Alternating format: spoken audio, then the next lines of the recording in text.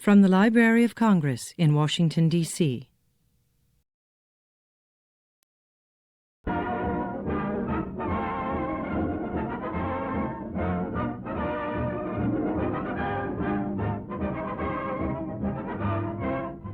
All American News brings you our people's contribution to America and freedom.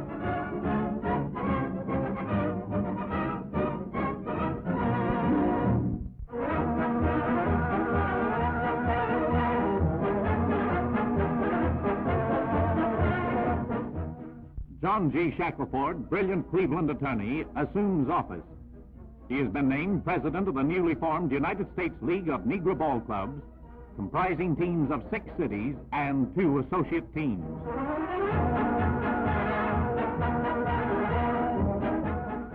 Included are teams of Detroit, Chicago, Buffalo, St. Louis, Philadelphia, and Pittsburgh.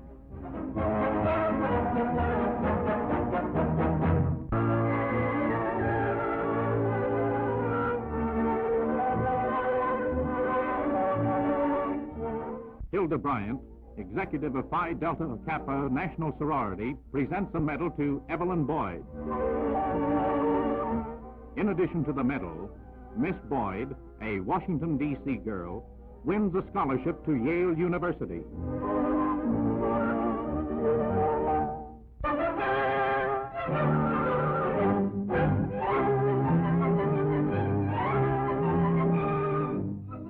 Dr. J. Price McCain, Pittsburgh physician and dog enthusiast, raises prize collies.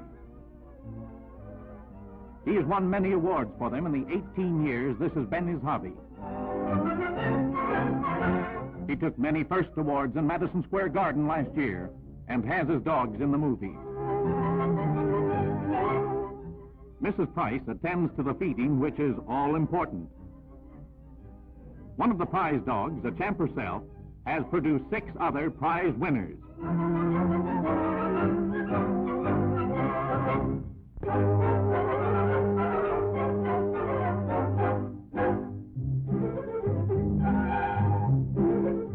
Rendered armless by an auto accident when he was 16, Clifford Blount is a shining example of how a fellow with the right stuff in him can overcome a handicap.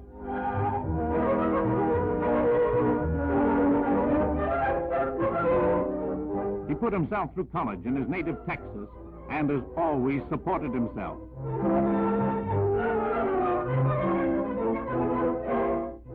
He lectured, was in vaudeville, and did a little of everything except ask for help. He keeps 2 spare artificial arms in case one breaks.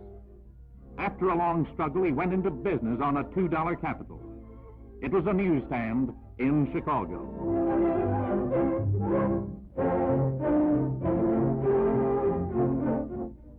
Say, as good as I could do it myself.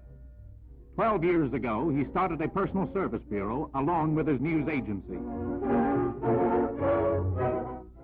He has a letter writing service, issues birth certificates, handles rent, light, and gas bills, and offers countless other services to all people.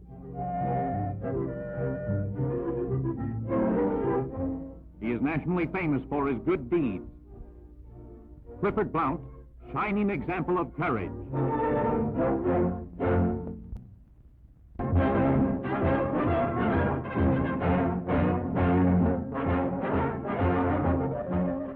General Eaker, Deputy Commander of the Army Air Force. General Benjamin O. Davis and his son, Colonel Davis.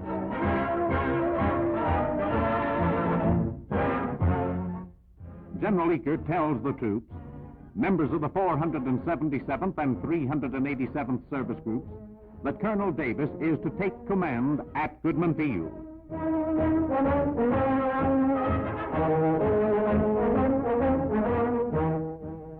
General Davis speaks, proud indeed of the honor conferred upon his young son. The tall man to the right is Colonel Davis. Troops pass in review for their new commander. They are being trained for the fight against Japan. It is interesting to note that General Davis and General Eaker are old friends. Eaker highly lauded Davis for his leadership in the Mediterranean, saying he expects young Davis to win the same kind of acclaim as an officer and commander.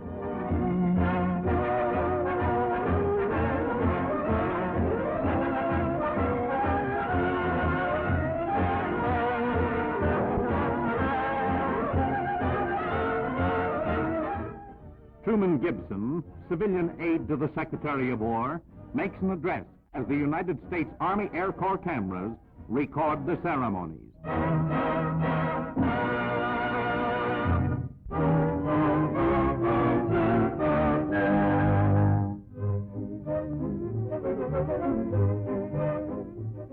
Major Richard Wright, born a slave in Georgia, now a bank president. He celebrates his 90th birthday. For 50 years, he taught and headed a Southern Negro college. The fourth generation joins the celebration. At 66, he became a banker and heads Philadelphia's Citizens and Southern Bank. He is presented with a portrait of his mother. Wright fought his way up from the very bottom and is an example to all America.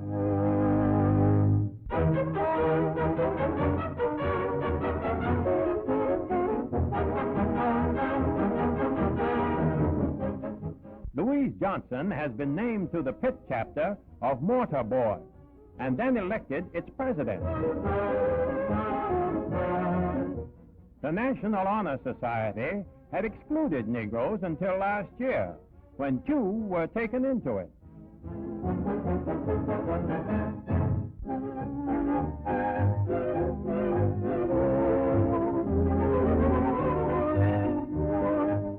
Alabama, first state to put into effect a compulsory blood test for everyone 14 years old to 50, is on the job to fight social disease with a new weapon, powerful, safe, sure penicillin.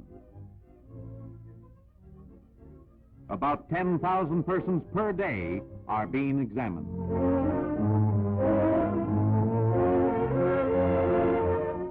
The doctor, a woman, examines a typical case. Negro technicians make up the large staff.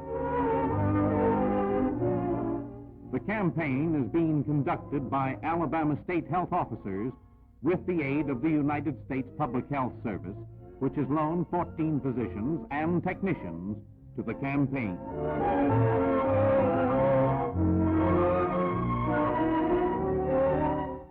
Tabulating the fine results of the penicillin treatment.